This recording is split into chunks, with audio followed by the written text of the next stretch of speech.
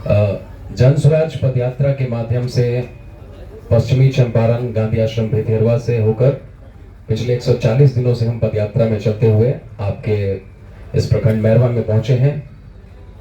हम बहुत ही आभारी हैं आपके कि आप यहाँ पर पहुंचे हैं और इस प्रबुद्ध लोगों की मीटिंग में आप लोगों से जन स्वराज पदयात्रा, जन स्वराज का ये जो परिकल्पना है, इस मुहिम को कैसे आगे बढ़ाया जाए, ये सुझाव लेने के लिए ही ये मंच है। इसको कैसे आगे बढ़ाया जाए, इसकी परिकल्पना कैसी होगी। अब हमारे साथ इस कैंप में बहुत सारे पदयात्री साथी हैं जो निस्वार्थ भाव से, हमारे जैसे बहुत सारे पदयात्री साथी ऐसे हैं जो निस्वार्थ भाव से अपनी सेवा देने के लिए जन स्वराज की इस पूरी परिकल्पना में मौजूद हैं। उन्हीं में से मैं एक हूँ। मेरा नाम अनीश कुमार है, मैं रोहतास जिले का निवासी हूँ और जन स्वराज की इस परिकल्पना में अपने आप को समर्पित करने के लिए यहाँ पहुंचा हूँ। अब मैं ज़्यादा समय नहीं लूँगा, मैं एक एक करके हमारे साथ जितने भी वरिष्ठ महानुभाव यहाँ पे मौजूद हैं उनको मैं एक एक करके बुलाऊंगा। इसी कड़ी में मैं आदरणीय राहुल कीर्ति सिंह जी को मैं बुलाना चाहूँगा मंच पर। आप संस्थापक सदस्य हैं जन स्वराज के, सर के लिए जोरदार तालियां। थैंक यू अनीश जी, धन्यवाद।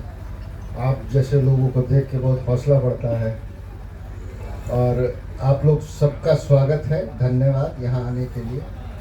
पहले मैं सोचता था कि जब लोगों के बीच में जाऊँगा तो उनको समझाना होगा, लेकिन अब हमको विश्वास हो गया है कि यहाँ जितने भी लोग आए हैं निस्वार्थ भाव या दिल से आए हैं, तो बहुत कुछ बताने के लिए नहीं है। धीरे धीरे आप देखेंगे कि अजीब सा जुनून, जोश और विश्वास इसमें जुड़ रहा है और बहुत ही हर्ष की बात है। आप लोग को एक वाकया बताऊंगा मैं।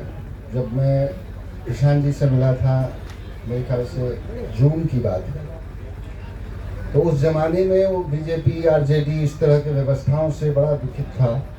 अच्छा भी नहीं लगता था राजनीति। प्रशांत जी के बारे में सुना था तो इच्छा हुई चलिए मिले, उनसे मिला, जाना। उसके बाद थोड़ा और जानने की कोशिश की।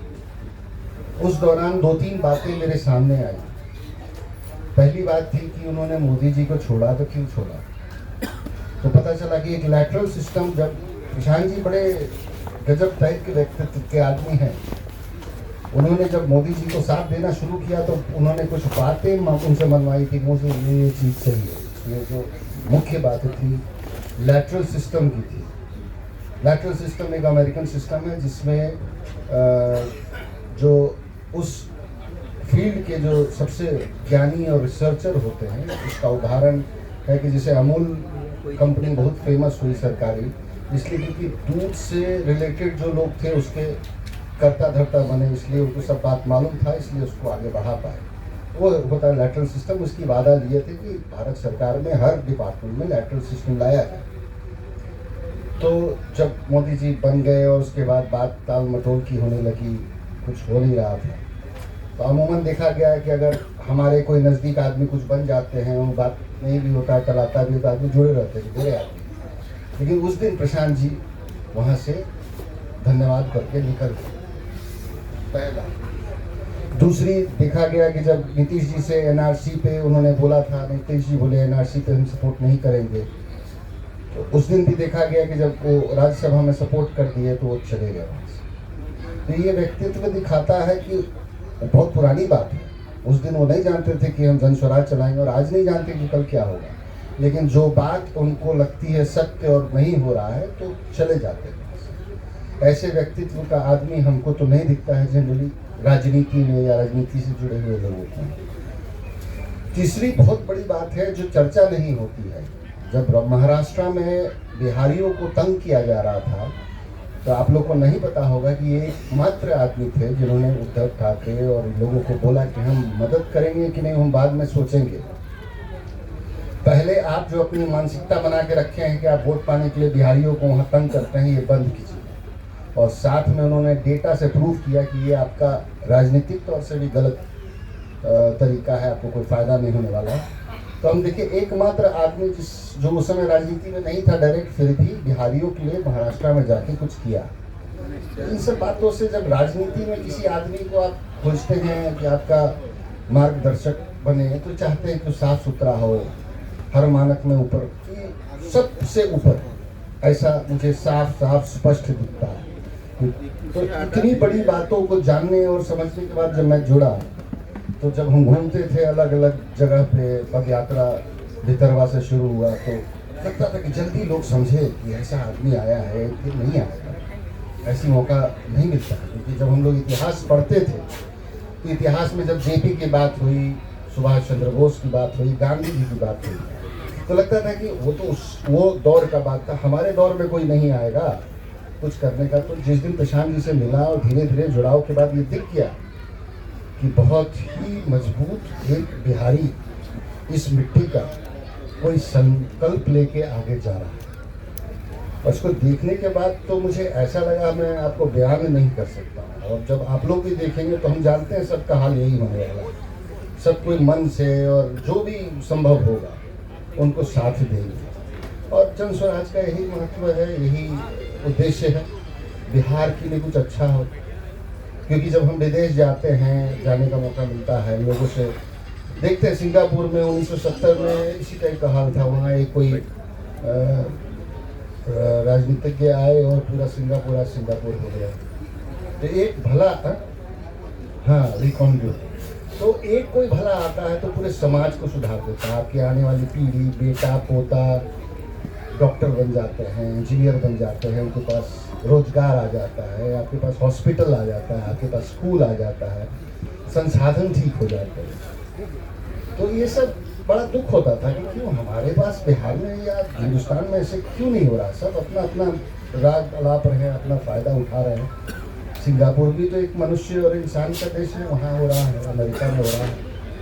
इनको देख के मुझे लगता है कि शायद हमारा वो सदी शुरू हो गया, मेरा ऐसा मानना है। बाकी आप लोग कुछ समझदार हैं, ऐसा मौका फिर नहीं आएगा। आप लोग समझे, जाने और दिल से बने। धन्यवाद। बहुत बहुत धन्यवाद आदरणीय राहुल कीर्ति साहब, अपनी वाणी से हमें लाभान्वित करने के लिए। अब इसके पश्चात मैं आदरणीय तारा कुमार यादव जी को मंच पर आमंत्रित करना चाहूंगा। आप सरपंच संघ के अध्यक्ष हैं नौतन प्रखंड के। सर का जोरदार तालियों से स्वागत करें।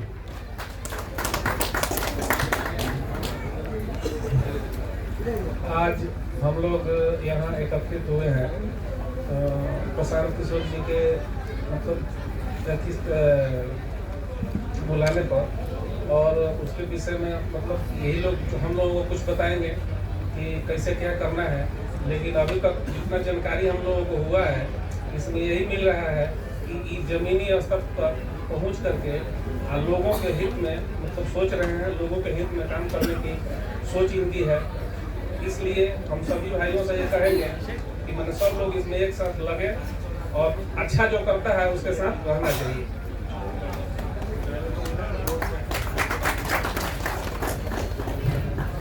बहुत बहुत धन्यवाद आदरणीय तारा कुमार यादव जी। अब इसके पश्चात मैं चंदन सिंह जी को मंच पर बुलाना चाहूंगा। आप मुखिया सह जिला उपाध्यक्ष हैं मुखिया संघ के। सबसे पहले तो हम जन सुराज इस कार्यक्रम में पद यात्रा में निकले बिहार के लाल और पूरे राष्ट्र में जो कि राजनीति के रणनीतिकार बोले जाने वाले, सबसे पहले मैं आज यह जो जिला है देश रत्न डॉक्टर राजेंद्र बाबू का जिला है, उनकी जन्मभूमि है, अमर शहीद माकान सिंह की जन्मभूमि है और हिंदू मुस्लिम एकता के प्रतीक मौलाना मौलवी की जन्मभूमि पर सबसे पहले मैं हार्दिक अभिनंदन बधाई देता हूँ। यह हम लोग को बहुत खुशी हो रही है कि आज हम लोग सभी लोग अपने अपने विचार देने के लिए यहाँ बैठे हैं। एक बात सत्य है, ये पूरे राष्ट्र में चाहे भारत सरकार, बिहार सरकार या गुजरात की सरकार, दिल्ली की सरकार, बंगाल की सरकार, जो भी सरकार बनी है इसमें बहुत बड़ा इनका योगदान है। लेकिन लोग विकल्प खोज रहा है पूरे देश में दो विकल्प है, एक महागठबंधन और एक एनडीए। एक महागठबंधन दो, एक एनडीए, लेकिन थर्ड फ्रंट का भी आवश्यकता है। लोग इच्छुक है, कोई विकल्प लोगों को नहीं मिलता है, जिसके कारण लोग दो धुरे हैं, जिसमें एक तरफ सटे या इधर सटे, लेकिन लोग विकल्प खोज रहा है। जैसे कि हम लोग को बिहार में सबसे बड़ा एक चीज की आवश्यकता है, जो जात की राजनीति हो रही है, यह कैसे खत्म होगा, इसके लिए प्रशांत किशोर जी इस पर विचार अपना विमर्श थे, विचार रखे।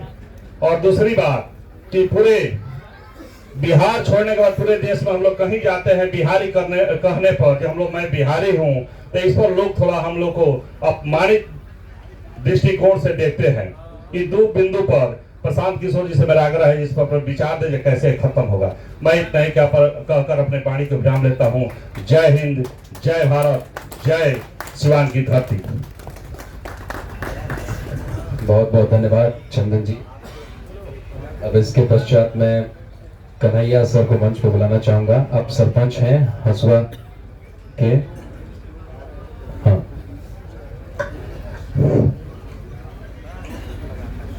आज जन स्वराज पद यात्रा के दौरान उपस्थित हमारे हर जिला से आए हुए एवं हर प्रखंड से आए हुए गार्जियन महोदय एवं सम्मानित प्रतिनिधि महोदय एवं नौजवान साथियों, माताएं एवं बहनें, मैं सभी को हार्दिक अभिनंदन करता हूं, चंदन करता हूं, वंदन करता हूं।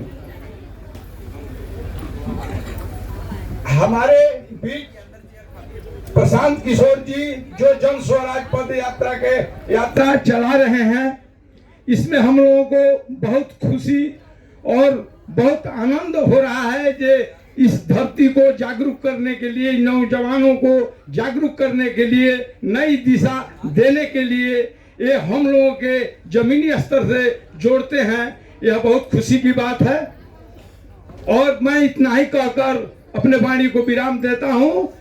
जय हिंद, जय जन स्वराज पद यात्रा।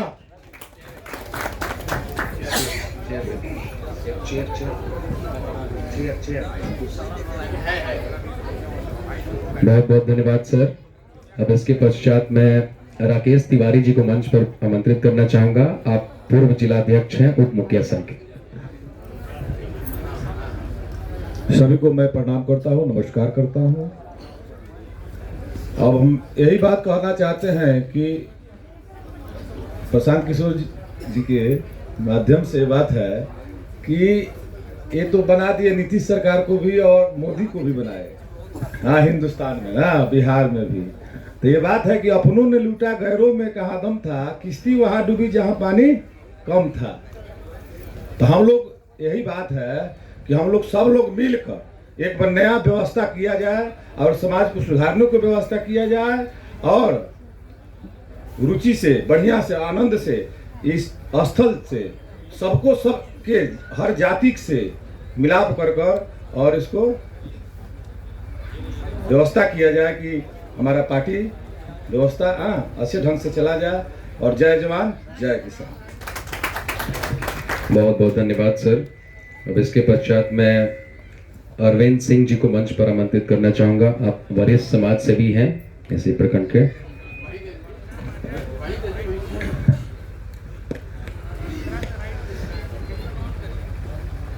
जन स्वराज पार्टी पद यात्रा के अग्रगण्य प्रशांत किशोर जी को मैं तहे दिल से हार्दिक अभिनंदन करता हूं। जो जोश इस युवा पीढ़ी को उत्तेजित करने के लिए और उन्हें राह दिखाने के लिए जो रहबर के रूप में प्रशांत किशोर जी आए हैं, इसके लिए हम सिवान जिला के सारे लोग बहुत बड़भागी हैं कि ऐसे महापुरुष हमारे जिला में आकर पद यात्रा करके सारे लोगों को जागरूक कर रहे हैं। और जो जागरूक करता हो तो जगे हुए जो लोग हैं, जगे हुए को जगे हुए के साथ लग जाना चाहिए। सोने की जरूरत नहीं है। जब सोया जाता है, सोने की लंका थी तो विध्वंस हो गया। जागने का समय है, जागने की जरूरत है।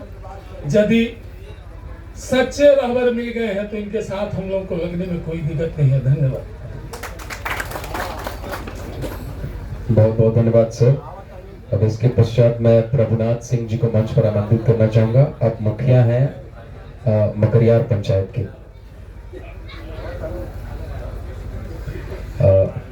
अब समय आ चुका है कि जन स्वराज के वर्णीय प्रणेता श्री किशोर जी हम सभी के बीच में है, अपनी वाणी से हमें लाभान्वित करेंगे। सर के लिए जोरदार ताली। नमस्कार। सबसे पहले तो आप लोग यहाँ हम लोगों के आमंत्रण पर आए हैं। आज लगन भी बहुत बा और वह सबके लगन उगन में भी जाए के हुई, तो एकरा के जल्दी से ही निपटावल जी आधा घंटा में। सबसे पहले तो आप यहाँ आए हैं उसके लिए आपका हृदय से आभार व्यक्त कर रहे हैं, आपका धन्यवाद कर रहे हैं।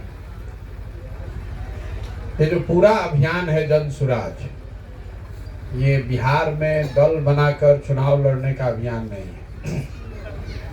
कुछ लोगों ने कहा जन सुराज पार्टी, अभी तो दल है ही नहीं तो जन सुराज पार्टी कहाँ से आ जाएगा। ये दल बनाकर चुनाव लड़ने का अभियान नहीं है। इसलिए नहीं है कि दल यहाँ पहले से बहुत है, 40-50 को दल है।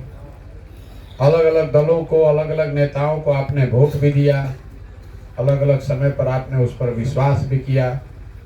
पहले बहुत दिन तक हम लोग कांग्रेस को वोट दिए, उसके बाद हम लोग आरजेडी को वोट देते थे। लालू जी यहाँ मुख्यमंत्री थे। अब आप व्यक्तिगत दिए हो ना दिए हो, लेकिन बिहार में दिया तभी तो मुख्यमंत्री थे। उसके बाद 17 साल से नीतीश बाबू भी हैं, भाजपा की भी सरकार रही है 10 साल नीतीश बाबू के साथ। लेकिन बिहार की जो दुर्गति है, बिहार की जो स्थिति है, वो सबके सामने है।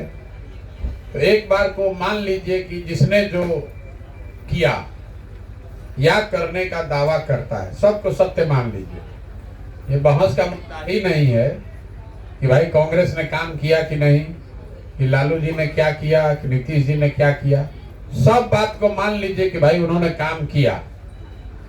मोदी जी ने भी खूब काम कर लिया।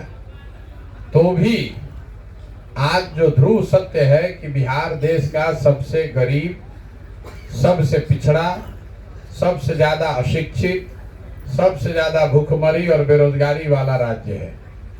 तो बहस के कोनो बातें नहीं थे। जब टीवी पर देखा था नहीं, कोई दो दल के आदमी बैठा था, हमारा मारी कर रहा है कि हम ये किए, हम वो किए। हम कह रहे हैं कि आपने जो किया या करने का दावा करते हैं, दोनों को सत्य मान लीजिए। फिर भी जो दुर्दशा है वो हम लोग के सामने है, तो कहानी खत्म हो गया। तो स्वाभाविक तौर पर कोई आदमी ये बताएगा कि जिस रास्ते पर आप चल रहे हैं पिछले 30-40 साल से हम लोग चल रहे हैं, इससे तो ये स्थिति सुधरने वाली नहीं है। कुछ तो दूसरा रास्ता लेना पड़ेगा। तो कुछ रास्ता कैसे निकाला जाएगा? कोई आदमी आ जाएगा, कोई महामानव आ जाएगा, वो सब सुधार देगा, इसी धारणा में तो आप इतने दिन से लगे हुए हैं। और कुछ होके चाहे ना, मोदी जी 2014 में अलन, हम ही मोदी जी के प्रचार करत रही। आदमी के बुझाई की है यहाँ तो सब कुछ सुधर जाए, पूरा देश में विकास हो जाए, महंगाई खत्म हो जाए, भ्रष्टाचार खत्म हो जाए। जब देश के विकास हुई तो बिहारों के विकास हो जाए। यहाँ बैठे हुए बहुत सारे लोगों ने, हमने आपने मोदी जी को वोट दिया होगा। वोट दिए हैं हम लोग, तभी ना मोदी जी प्रधानमंत्री हैं। बिहार में 40 में से 39 MP हम लोग जिता कर भेजे। उससे पहले 2014 में भी आपने 30 MP जिताया था। अब मोदी जी ने विकास किया कि नहीं किया, अब कौन बहस में पड़ने जाए। मान लीजिए कि जो मोदी जी दावा कर रहे हैं कि किया नहीं किया, महंगाई कम कर दिए, देश का विकास कर दिए, पूरा विश्व में परचम लहरा दिए, ये सब बात को किनारे रखिए। 9 वर्ष से मोदी जी देश के प्रधानमंत्री हैं और बिहार के नजरिए से आप हमको खाली एक चीज बता दीजिए कि 9 वर्ष में मोदी जी ने बिहार के विकास के लिए एक समीक्षा बैठक अगर की हो तो आप हमको उसका न्यूज दिखा दीजिए, कोई पत्र दिखा दीजिए, कोई अखबार का कटिंग दिखा दीजिए, गूगल से दिखा दीजिए। हम कल से फिर से मोदी जी का झंडा लेकर घूमने को तैयार हैं। इस आदमी ने 9 वर्ष में बिहार के विकास के लिए एक बैठक तक नहीं किया। अब फिर हम लोग जाकर वही कमल पर वोट देंगे तो दोष मोदी जी का है कि हम लोग का है? मोदी जी क्या कर रहे हैं भैया? गलती तो आपका है कि जो पूरा अभियान है, ये पहला इसका उद्देश्य है कि लोगों को ये बताया जाए कि आपकी क्या समस्या है, ये तो आपको मालूम है। दूसरा आदमी आके क्या बताए कि कितना भ्रष्टाचार बा, स्कूल नहीं के, पढ़ाई नहीं के, सड़क नहीं के, नाली नहीं के, गली नहीं के, खेत में पानी नहीं के, सब बात तो सब आदमी कर रहा होगा। केकरा के नया बतावे के बाद हम आके आज देखो तनी रोवा तेजे रहो तनी तो रोवा तो पहले ही से मालूम भाई सब बात।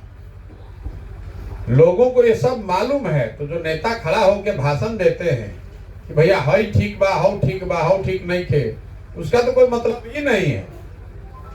आपको तो मालूम है कि ये सब समस्या है, फिर भी सुधर क्यों नहीं रहा है? ये ना पूछने की बात है।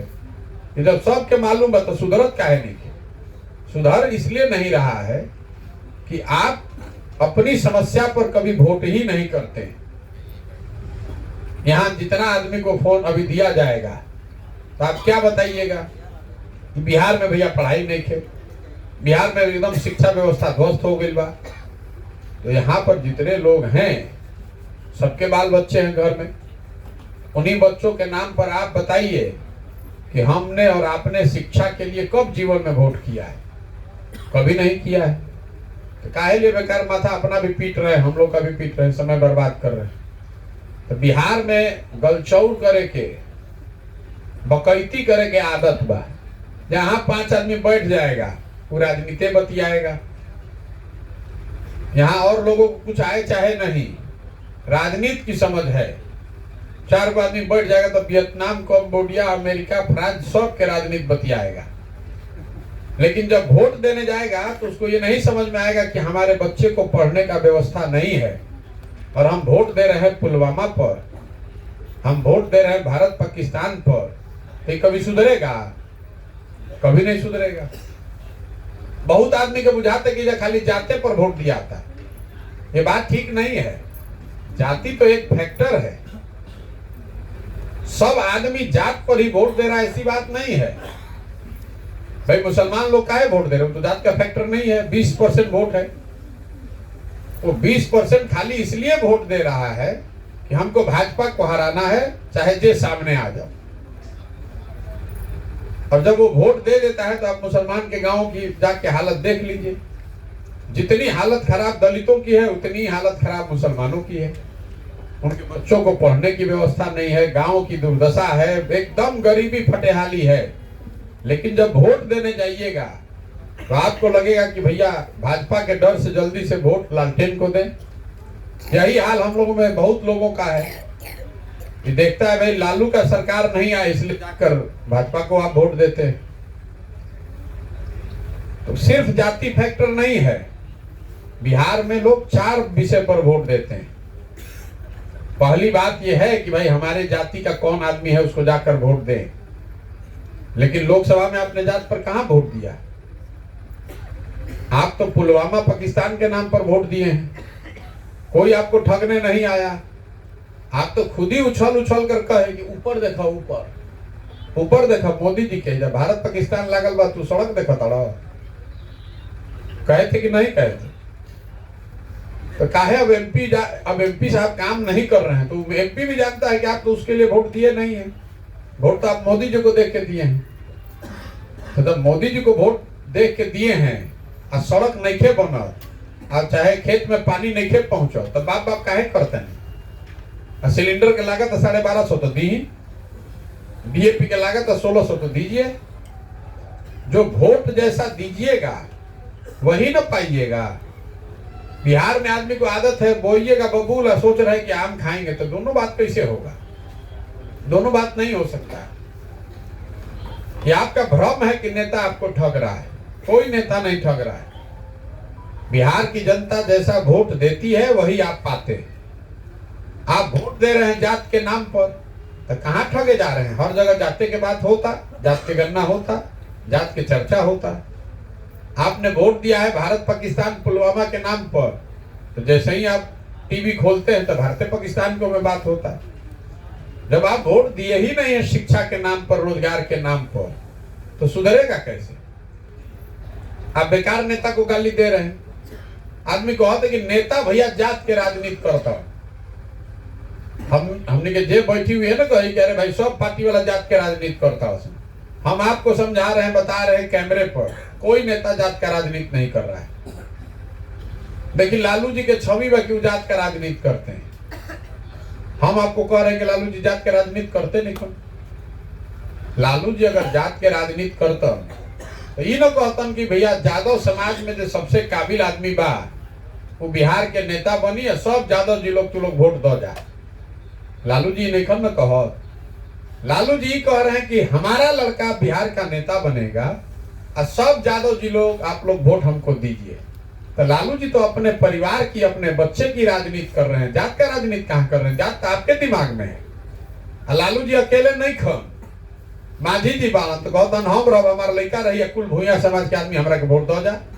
कोई पंडित के नेता हो गए, कोई राजपूत के नेता हो गए, कोई कुशवाहा के नेता हो गए, जे जौना जात के नेता बा वो तो अपने लड़के की चिंता कर रहा है, अपने परिवार की चिंता कर रहा है।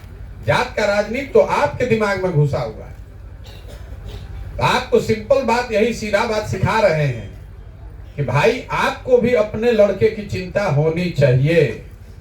अगर आप अपने बच्चे की चिंता नहीं कीजिएगा तो कोई आदमी, कोई दल, कोई विचारधारा आपकी चिंता नहीं करेगा।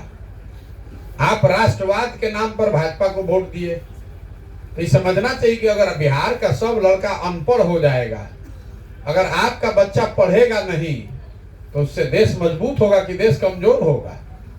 ये कौन राष्ट्रवाद है कि पूरा बिहार का आदमी अनपढ़ हो जाएगा और आप राष्ट्रवाद के नाम पर वोट दे रहे हैं भाजपा को? तो जब आपको अपने बच्चे की चिंता ही नहीं है, तो मोदी जी के राष्ट्रवाद तो देश के स्तर पर लड़का पढ़ता है, तो मोदी जी के राष्ट्रवाद चल रहा बा। आपको अपना चिंता होना ना चाहिए भाई। तो जन सुराज का अभियान इसी के लिए है कि पहले जाकर समाज में, गांव में, घर घर जाकर ये बताया जाए कि आपको वोट उस पर देना है जिससे कि आपकी अपनी समस्या जुड़ी हुई है, आपके बच्चों का भविष्य जुड़ा हुआ है। किसी दल, किसी विचारधारा, किसी नेता पर अगर आप भरोसा करके वोट दीजिएगा, तो चाहे जन सुराज ही क्यों ना हो, तो आपको धोखा ही मिलेगा।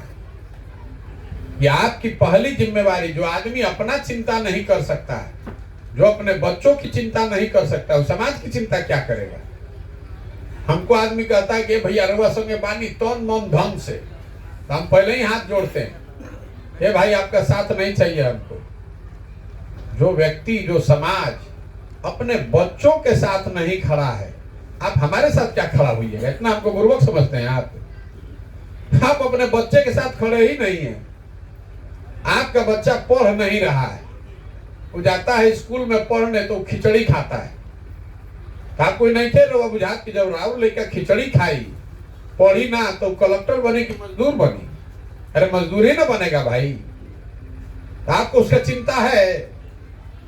यहाँ कोरोना में हजारों आदमी पैदल चल के आया, 2-2 किलोमीटर, लाठी डंडा खा के, देह खपा के। उसी परिवार के लोग जाकर फिर वही बटन दबा रहे हैं। तो आप नहीं भोगिएगा तो हम भोगेंगे। यही बताने के लिए घर घर जा रहे हैं कि आपको अपनी चिंता करनी पड़ेगी। जन सुराज अभियान का पहला उद्देश्य ये है कि समाज को ये जाकर बताया जाए, समझाया जाए कि आप स्वार्थी बनिए, लोकतंत्र में अपना स्वार्थ देखिए, अपने बच्चों का स्वार्थ देखिए, और नहीं भारत पाकिस्तान चाइना पुलवामा पर वोट करते रहिएगा तो जीवन भर इसी बदहाली में रहिएगा। तो दूसरी बात आदमी कहता है कि ना भैया ये तो बात बुझाता, अगर समाज तैयार हो भी जाए तो उसके सामने विकल्प भी होना चाहिए।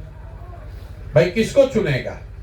वो कह रहा है कि जो विकल्प बा, दोनों, एगो नागनाथ है, एगो सांपनाथ है, जिसको आप चुनिएगा वो काटेगा ही आपको। आप विकल्प खोज रहे हैं। विकल्प के जब बात होता तो आदमी कहता कि कोई दल बनाई तो हमने के पीछे हो जाती जा, फिर वह ठगाए के रुआ उपाय कर लेनी।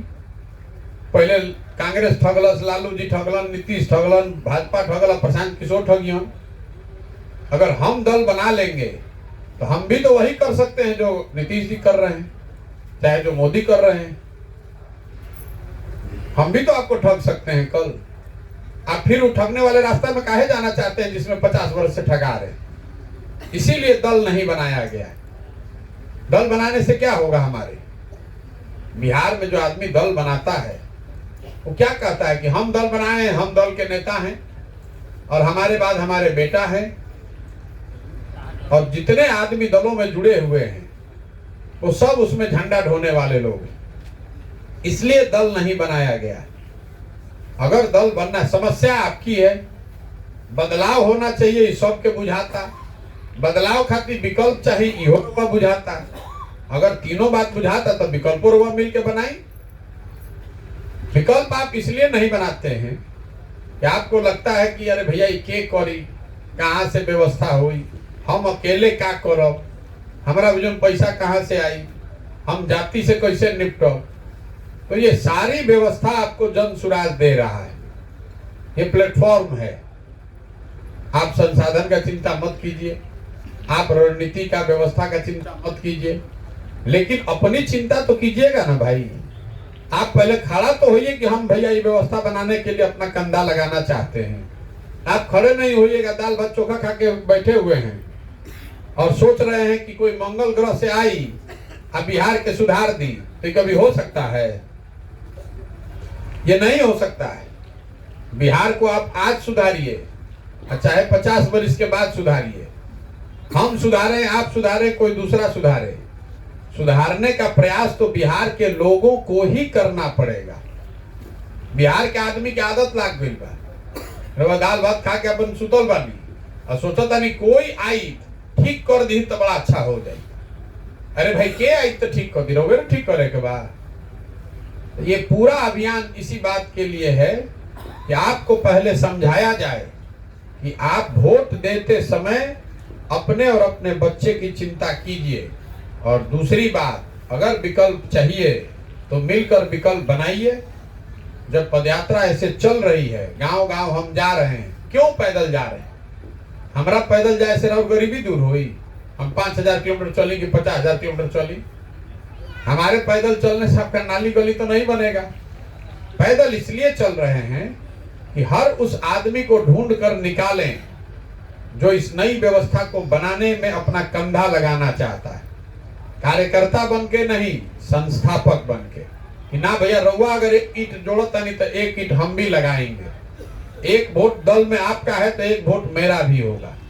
ये जो पूरा अभियान है ये कार्यकर्ता बनाने का अभियान नहीं है, ये बिहार के समाज से ऐसे लोगों को ढूंढ कर निकालने का अभियान है जो इस नई व्यवस्था को बनाना चाहते हैं। जब पूरा पदयात्रा खत्म होगा तो हर गांव, हर पंचायत से ऐसे लोगों को चुनकर निकाल रहे हैं और सब लोग मिलकर बैठेगा, तय करेगा दल बनाना है तो बनेगा दल।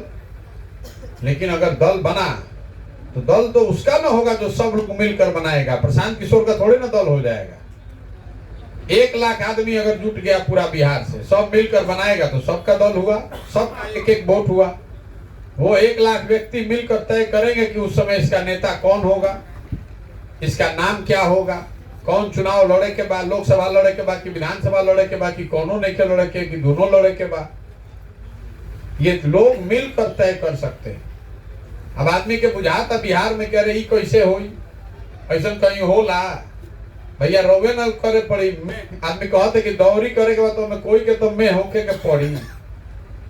मेरे भाई आज से 100 साल पहले इसी देश में, इसी राज्य में जो आजादी के समय कांग्रेस थी उसमें ये व्यवस्था कायम थी। आजादी के लड़ाई में आपने देखा होगा जितना लोग को, जिसको आप नेता हम आप जानते हैं आजादी का, वो सब आदमी कांग्रेस में क्यों था? इसलिए कि कांग्रेस वो व्यवस्था थी जिसमें हर व्यक्ति, गरीब, अमीर, अगड़ा, पिछड़ा, हिंदू, मुसलमान, सब उसमें जुड़कर आजादी की लड़ाई में अपना योगदान कर सकता था। आदमी के बुझात रहे कि हम कांग्रेस में ज्वाइन कर लेनी तो आजादी के लड़ाई में जुड़ गई थी। तो कोई गांव में प्रभात फेरी निकलस, कोई जाके पेपर बटलस, कोई रेलवे लाइन उखाड़ा, कोई असेंबली में बम फेंक के आया, कोई ट्रेन लूटा, कोई अहिंसा का पाठ पढ़ाया, कोई धरना पर बैठा, कोई जेल भरो आंदोलन में गया। अलग अलग कहानी रो सुनीला। हमारे बाप दादा रहन स्वतंत्रता सेनानी हई काम कैले रहन। उसी रास्ते पर चलने की बात है। अगर 100 साल पहले वो व्यवस्था कायम थी और कांग्रेस कैसे चलती थी, साल भर में हर एक बार सारा देश से आदमी एक जगह बैठता था और सब लोग मिलकर कांग्रेस का नेता चुनता था उस साल भर के लिए। ये भी तय करता था कि अगला साल अधिवेशन में तय हो रहे कि भाई कैसे कौना बात पर आंदोलन हुई और कैसे ये आंदोलन के चलावल जाए। गांधी जी इतना बड़ा लीडर अपने जीवन में सिर्फ एक ही बार कांग्रेस के अध्यक्ष बने। अब आजकल जो अध्यक्ष होता है वो परमानेंट जीवन भर अध्यक्ष हुए रही, ओकरा बाद ओकर लड़का रही, आदमी मानियो लेता। तो ये व्यवस्था है कि अगर सारे लोग इसको मिलकर बनाएं और हर साल लोकतांत्रिक तरीके से उसका नेता चुने, उसके नेतृत्व में आगे काम किया जाए, इसीलिए ये पूरी पदयात्रा हो रही है। ये दल बना लियल जाओ, कल चुनाव लड़ल जाओ, ये काम तो बहुत हमने किया है। उससे सत्ता का परिवर्तन हो सकता है, उससे व्यवस्था नहीं बदलेगी। हम तो 10 को चुनाव जीते, हर जगह सरकार में लोग हैं जिनको हमने मदद की है, उससे कुछ बदल रहा है? उससे नहीं बदल सकता है। बदलेगा तब जब समाज में इसकी समझ आएगी। राजनीति जो है वो समाज का आईना है।